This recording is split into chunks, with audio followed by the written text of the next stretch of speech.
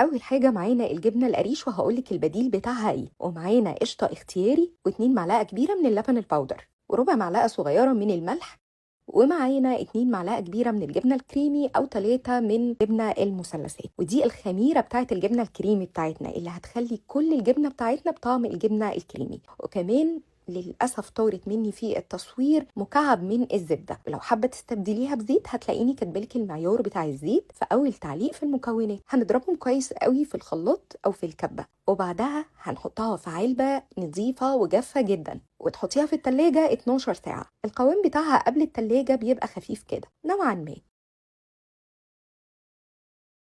وبعد مرور 12 ساعة في التلاجة ده شكلها لما خرجناها. القوام بقى أتقل، وقايلالك كمان في أول تعليق إزاي تخليها أتقل وممكن تخليها أخف.